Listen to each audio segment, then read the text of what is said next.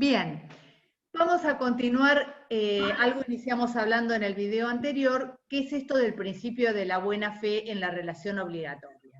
¿Por qué vuelvo sobre este tema? Porque ustedes van a notar, cuando aplicamos el libro tercero del Código Civil y Comercial, que les dije a partir del 724, comienza con qué es la obligación y los elementos, que el 729 hace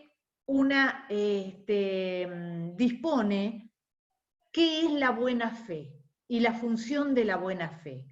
¿Por qué se pone, además de ser un principio general, en el ámbito de las obligaciones? Porque no hay que perder de vista, y a veces uno soslaya este principio y dice, pero ¿qué voy a ir al juez a reclamar la buena fe de la otra parte? Sí, también. Cuando el incumplimiento está tenido de mala fe, esto es alegable judicialmente. No son principios generales del derecho que quedan como una especie, lo mismo que la equidad o como habrán visto la fuente del enriquecimiento indebido. Digo, no son cuestiones que quedan solo para el debate de los juristas, sino que hacerlas valer como verdaderamente herramientas del derecho. Con lo cual, además de hablar del incumplimiento de la prestación y los efectos deudor-acreedor, la buena fe es ese elemento ético que rodea la obligación y que hace y que forma parte del contenido de la ejecución. Como primera medida, la mala fe hay que probarla. Quiere decir, partimos de un principio que la buena fe se presume. Ahora, ¿qué es la buena fe? Bueno, la buena fe puede ser subjetiva, es decir, el elemento de creencia, de convicción de una parte que está obrando de acuerdo a la ley, y la buena fe lealtad, que es el elemento objetivo, y es que las partes cumplan con lo pactado de acuerdo a la confianza que generaron en el contratante. Por eso digo que esto no es menor. Cuando uno realiza un contrato y genera una confianza, una lealtad con la contraparte, y eso no se cumple, eso se puede hacer valer en juicio. Y les voy a contar un caso que me pareció muy claro, actual, no voy a referir a qué lugar se trata, pero hay un barrio privado en donde parte del contrato con los que compran los lotes, es decir, bueno, a medida que van comprando los lotes, van siendo parte de esa sociedad anónima, que es todo el complejo, ese country, ese barrio. Cada uno que compra un lote pasa a ser participante y a tener acciones en esa sociedad anónima. Ese es un caso de aquellos country que se conforman con esa forma jurídica. Hay otras. Supongamos que es una sociedad anónima. Y quienes lo venden tienen acciones privilegiadas, que a lo mejor son 5 votos, digamos, 5 votos de quienes venden los lotes. Van comprando lotes, se van comprando lotes, se van comprando lotes. A medida que se van comprando, resulta que tenemos 70 personas, 70 votos de acciones de los compradores del lote en esa sociedad anónima y los 5 votos preferenciales de aquellos que lo vendieron. Y como en cada contrato de venta del lote se estipula que esas 5 acciones de los vendedores primigenios, de los dueños del emprendimiento, van a quedar sin efecto una vez que se vendan todos los lotes. ¿Cuál era la idea del contrato? Y eso a cada uno que compraba el lote se dispuso en el contrato. Los vendedores se comprometen a poner todo su esfuerzo para vender todos los lotes en el menor tiempo posible. Ese era el compromiso, escrito. Ahora resulta que la especulación de los que venden es que hay 3 lotes que están quedando, ya vendieron todos los otros, pero que no los quieren vender porque si no pierden sus 5 acciones en la sociedad y pierden el manejo en la administración de ese country. No sé si se sigue la situación. Es decir, parte del contrato de esos vendedores era, vamos a poner todo el esfuerzo posible para vender a la brevedad posible todos los lotes y que todos los compradores pasen a tener voto prioritario para administrarse a sí mismos en el country, como la sociedad de los compradores. Ahora, resulta que esos que tienen una acción privilegiada no largan 3 lotes que restan para no perder su derecho a administrar. Bueno, ahí hay una mala fe, porque como, digamos, si yo voy a ejecutar judicialmente el contrato y soy propietario y digo, señor juez, yo no puedo tener voto con peso en el country, en el do vivo, como los 80 copropietarios, sino que está manejado por los 5 vendedores que no terminan de vender los lotes para mantener el control. ¿Y yo qué pido ahí? Si a mí el lote me lo vendieron, yo lo compré, lo pagué, no tengo ningún crédito dinerario. Lo que estoy diciendo, señor juez, yo tengo derecho a que la buena fe que a mí me esgrimieron en este contrato, diciendo que iban a hacer los mayores esfuerzos para vender a la brevedad todos los lotes, no se está cumpliendo. Y voy a demostrar que no hay buena fe. Hace 2 años que no terminan de vender los lotes, e interesados hay. Fíjense que el objeto del reclamo de alguien que forma parte de un country que dice yo quiero participar y que mi decisión, como la de la mayoría de los propietarios, sea la que administre esto que es de todos, no la podemos llevar a cabo porque el vendedor, los 5 vendedores originarios, no están actuando de buena fe. Eso que se comprometieron a poner su diligencia, no lo están haciendo. Hace 2 años que están evitando vender los 2, 3 lotes que quedan para mantener el control. Ese es un ejemplo claro de buena fe.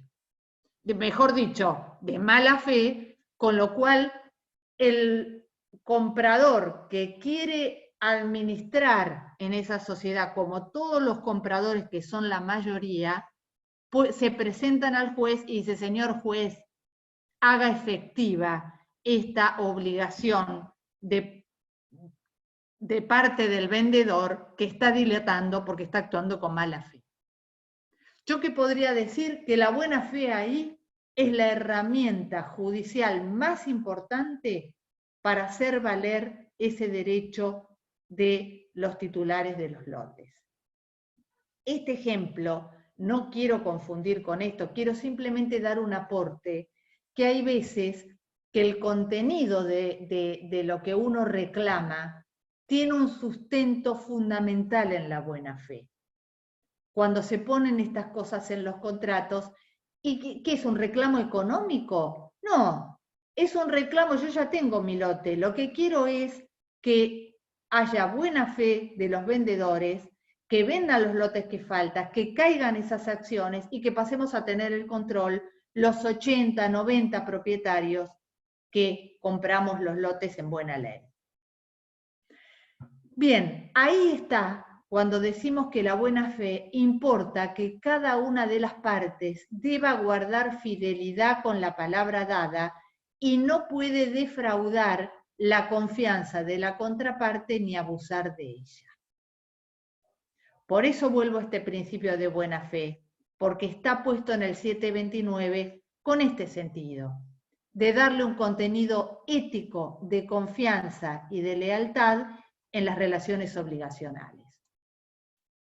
Fíjense que está puesto donde trata las obligaciones, y por eso lo remarco, no es solo un principio de los actos jurídicos en general, está puesto como el elemento fundamental en la relación obligatoria. Bien, ¿Qué efectos tiene la obligación? Tiene efectos subjetivos y tiene efectos objetivos. Dijimos, los subjetivos son los efectos que se generan entre las partes. Y esto ya lo hemos hablado, son los efectos que genera qué elemento de la obligación que se identifica con esa relación obligatoria, el vínculo. La relación del acreedor y el vínculo que tiene con el deudor. Y lo objetivo como efecto, que es el cumplimiento de ese plan prestacional que llamamos contenido de la prestación. Esa ejecución que puede realizar el acreedor y la integración y el mantenimiento de la incolumnidad del patrimonio del deudor.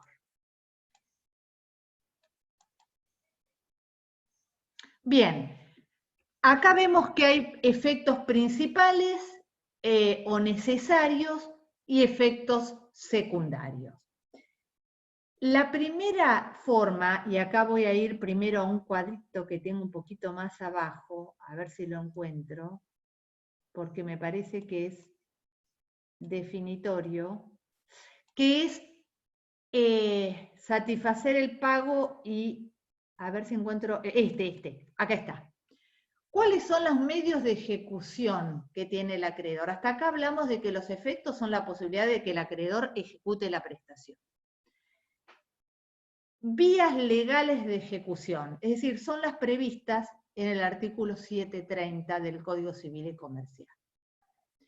Primero, la ejecución forzada individual. Segundo, la ejecución forzada colectiva. Nosotros en nuestra materia vamos a tocar un poco de oído la ejecución forzada colectiva, que es la quiebra, que es la relación, que es lo que ocurre cuando un deudor se concursa o es declarado judicialmente en quiebra. El contenido de esa ejecución forzada colectiva la van a ver fundamentalmente en la materia de en Comercial 2, cuando vean el concurso y la quiebra. A nosotros como obligaciones, ¿qué es lo que más nos interesa? La ejecución individual, la ejecución de uno o varios acreedores sobre uno o varios deudores de manera individual, cada uno reclamando su crédito contra él o los otros. La primera forma de ejecutar es lo que llamamos ejecución forzada directa específica. Esto que tiene estos nombres tan complicados, es decir, ejecución judicial, por eso forzada, porque, digamos, no hay, el forzamiento en el derecho es la vía judicial. Por eso lo llamamos ejecución forzada. No cumple el deudor, voy al juicio. Directa específica, lo que hablamos al principio, primero busco que se cumpla el objeto, la prestación prometida. No voy directamente a reclamar contenido económico, daños y perjuicios. Primero pido la prestación prometida. Eso se llama ejecución forzada directa específica. Es la ejecución con la que cuenta el acreedor con medios judiciales para lograr el cumplimiento de la cosa in natura o en especie. Si me debe entregar una cosa, la cosa prometida. Si me debe dinero, la cantidad de dinero prometido. Si me debe un hacer, la ejecución del hecho. Si me debe un no hacer, la abstención. Ahora, acá nos vamos a encontrar con que los medios con los que cuenta el acreedor, más adelante en el PowerPoint yo lo explico, esto después lo pueden leer, los medios con los que cuenta el acreedor tienen sus limitaciones. La ejecución judicial va a ser llevada adelante e incluso llegar hasta la venta del bien del deudor para poder cobrar el crédito, siempre en el ámbito judicial. Si se trata de que el deudor no realizó un hecho y no es esencial la persona del deudor, no ocurrió un plazo esencial, sino que todavía está a tiempo, aún en forma con morosidad de realizar el hecho, no puedo acudir a la fuerza voluntariamente. Entonces, puedo acudir a la fuerza pública, es decir, inicio el proceso y pido los medios legales para que el deudor realice ese hecho que debe realizar. Entonces, ahí tengo la primera limitación, que es la violencia o ejercer la fuerza personal para con el deudor. ¿Y qué pasa si lo que se comprometió el deudor es a un no hacer y lo hace? Se comprometió a no construir algo y lo hace. Bueno, el Código Civil y Comercial dice, ¿podrá el acreedor pedir la destrucción de lo hecho por el deudor que esté incumpliendo con su obligación? Esto tiene una limitación, y que es la conducta abusiva. Es decir, depende en qué instancia de construcción esté el deudor, se podrá acceder a destruir lo hecho o a decir, bueno, mire, ya se comprometió a no realizar una construcción y ya va por el segundo piso. Bueno, mire, más que pedir la destrucción de lo hecho, va a tener que reparar económicamente el incumplimiento de su obligación. Tiene esa limitación. Pero lo que quiero significar con esto es que la ejecución forzada individual es acudir a los medios judiciales, proteger el crédito del deudor pidiendo, por ejemplo, las medidas cautelares. Es forzada porque es ejecución judicial. No se puede ejercer la violencia física y la destrucción de lo hecho, si se trata de alguna obligación de no hacer, tiene el límite de que no puede ser abusiva y eso lo contempla el juez. ¿Hasta qué punto algo hecho en contra de esa obligación de no hacer puede ser destruido y hasta qué punto lo que va a recibir el acreedor es una indemnización o compensación económica por el incumplimiento? Ahora, no se puede cumplir en natura o en especie. O bien porque el bien, si se trata de cosa, la cosa ya no está en el patrimonio del deudor, o bien porque la cosa se destruyó, o bien porque esa cosa fue transmitida fraudulentamente a un tercero y ese tercero es un adquirente de un bien inmueble que tiene derecho a mantener la cosa que la adquirió de manera onerosa. Entonces, ¿qué puede reclamar el acreedor? Como segunda instancia, la ley en el 730, inciso B, dice la ejecución forzada directa por otro.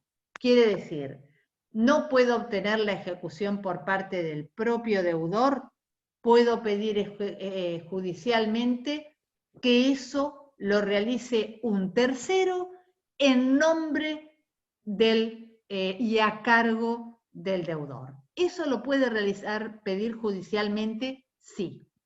Ahora hay casos en donde la urgencia hace que no llegue al juicio. Digo, vamos a volver a un ejemplo diario. Contrato un plomero para hacer una reparación en mi casa y le adelanto dinero para que compre los materiales y todo lo que se necesita.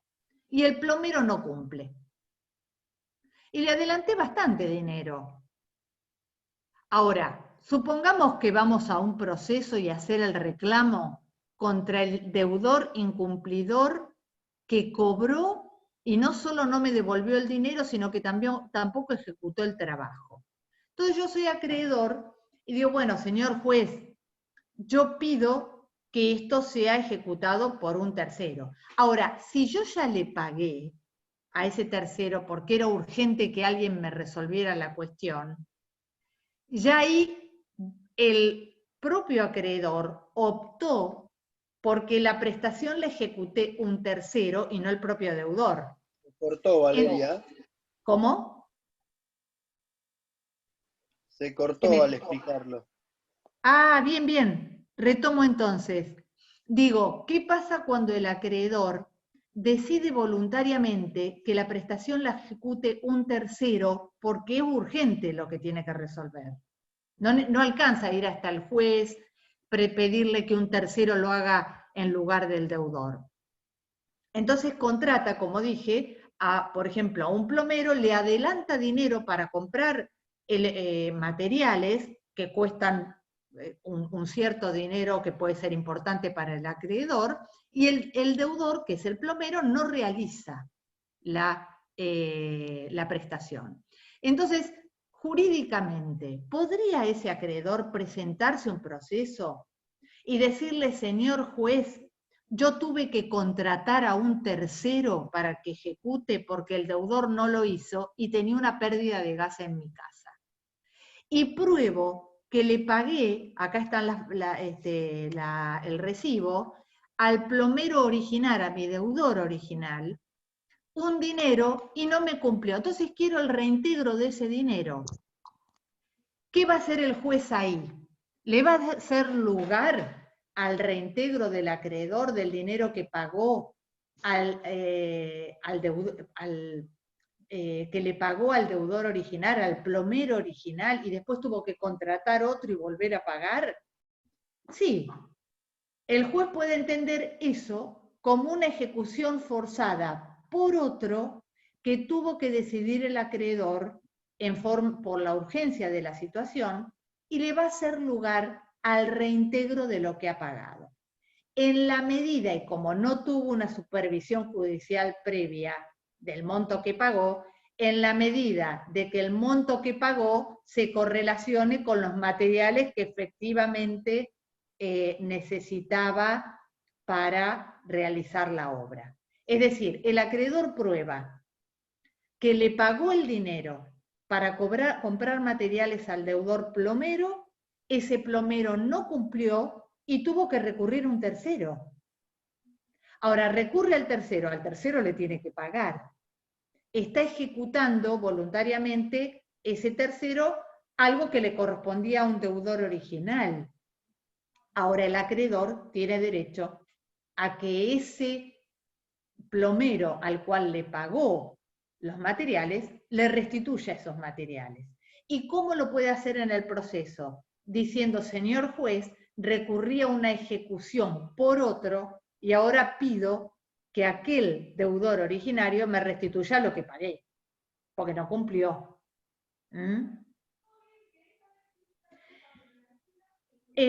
Ahora, supongamos que vamos a la última instancia, no puedo obtener la cosa prometida, no puedo hacerla cumplir por un tercero. ¿Qué le queda al acreedor? La ejecución forzada indirecta, es decir, la ejecución judicial obteniendo el equivalente económico del valor de aquella cosa incumplida.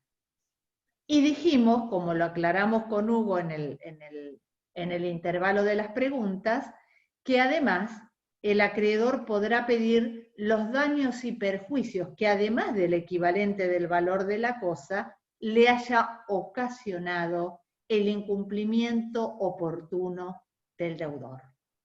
Si se trata de una suma de dineros y se pactaron intereses por una cláusula penal, el acreedor pedirá el cumplimiento del dinero originariamente pactado, más la aplicación de esa cláusula penal con el interés mensual o anual que corresponda.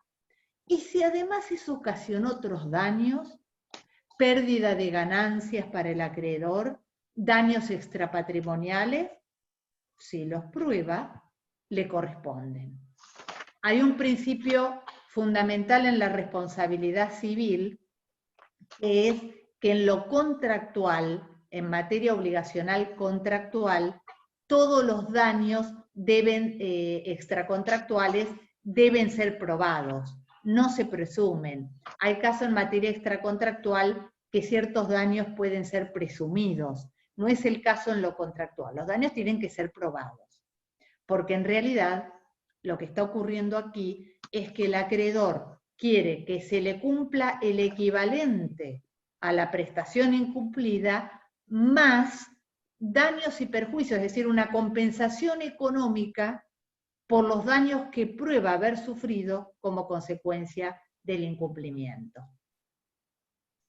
Entonces, ejecución forzada individual quiere decir acreedor o acreedores individuales, cada uno con su juicio, pueden ser varios, cada uno ejecutando al deudor en una vía judicial separada, independiente, individual. O uniéndose en los casos en los que judicialmente se permite hacer un litigio en conjunto, pero en definitiva cada uno reclamando por el crédito que le corresponde en forma personal. Eso tiene la primera vía, ejecución forzada o judicial directa específica, la segunda opción, hacerlo cumplir por otro, y la última y tercera opción, el equivalente del valor de la prestación más daños y perjuicios si correspondiera.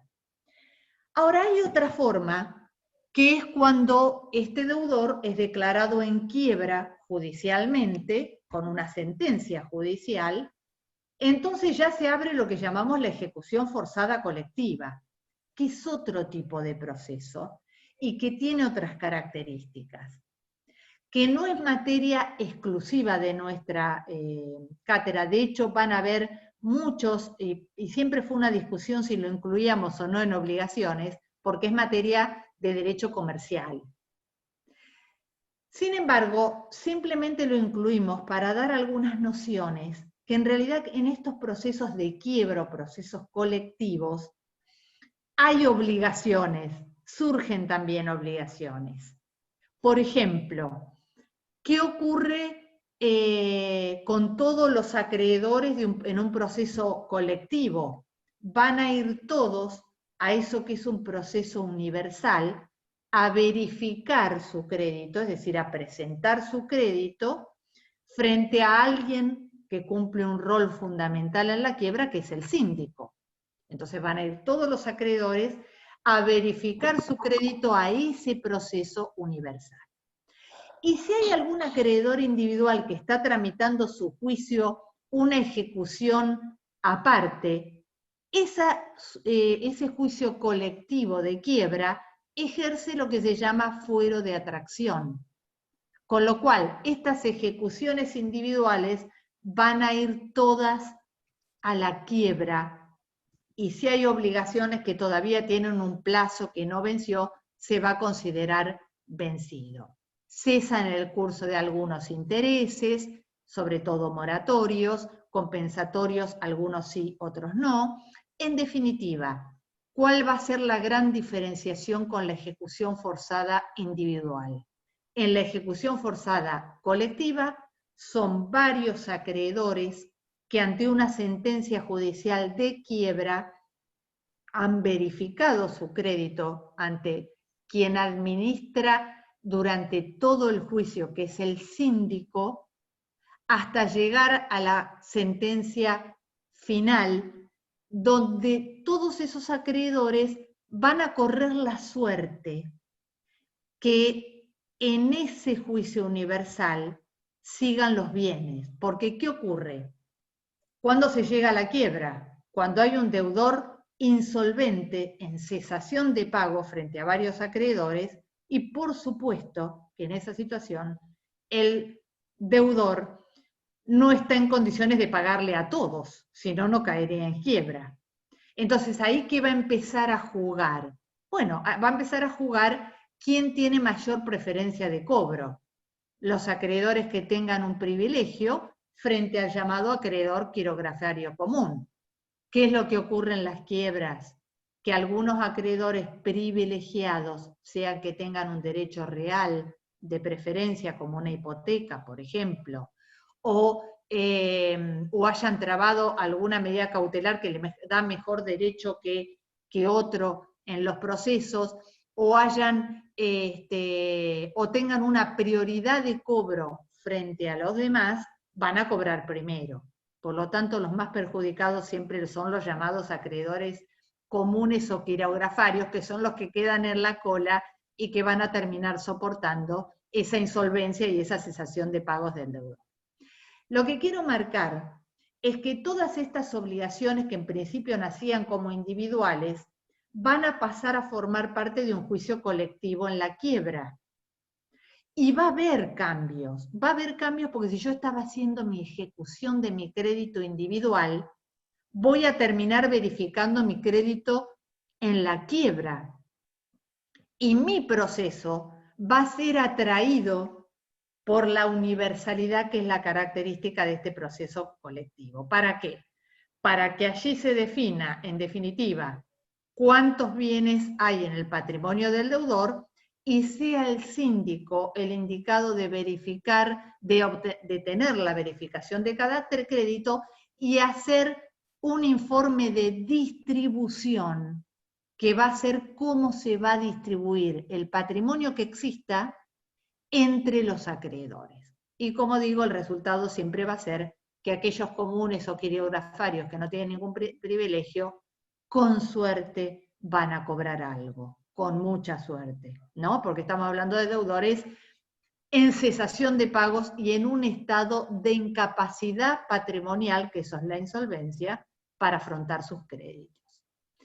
Esto es a grandes rasgos y no necesitamos saber mucho más que eso, que es un proceso de ejecución de bienes, que es colectivo, y que lo tomamos de referencia para no dejar algo afuera que en realidad también genera obligaciones, pero que el estudio puntual de lo que es la ejecución forzada colectiva corresponde a la materia de Derecho Comercial 2. Por eso les aclaro que hay libros en donde directamente hay autores, Calvo Costa, Osola, digo, ni lo trato. Sin embargo, damos una especie de mirada genérica porque no dejamos de hablar de obligaciones. En un proceso especial, colectivo, la quiebra, pero que también estamos hablando de obligaciones si es que queremos ver en todas las situaciones en donde va a haber una ejecución forzada de acreedores a deudores. Con lo cual, entonces, nosotros la mirada la vamos a poner en la ejecución forzada individual, directa por otro o indirecta. Como para terminar la clase y ver si se quieren quedar haciendo alguna pregunta, quería ver algunos casos, vamos a empezar acá, algunos casos en donde los terceros sí pueden verse afectados o beneficiados. Vieron que nosotros dijimos, bueno, en las obligaciones los efectos son entre las partes y a lo sumo con los sucesores, si fallece alguna de las partes. Ahora, hay casos donde las mismas partes van a beneficiar o poner una obligación a un tercero. Y acá, ¿cuándo eso es posible? Cuando el tercero lo acepta.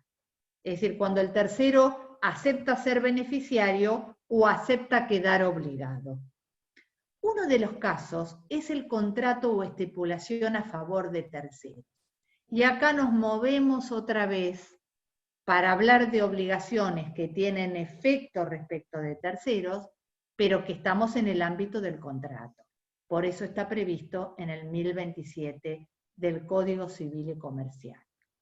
Quiero aclarar que en el manual, en el libro de obligaciones que manejamos en la cátedra, se ha hecho un relato de cada uno de los casos donde el tercero se puede ver beneficiado o se puede haber complicado.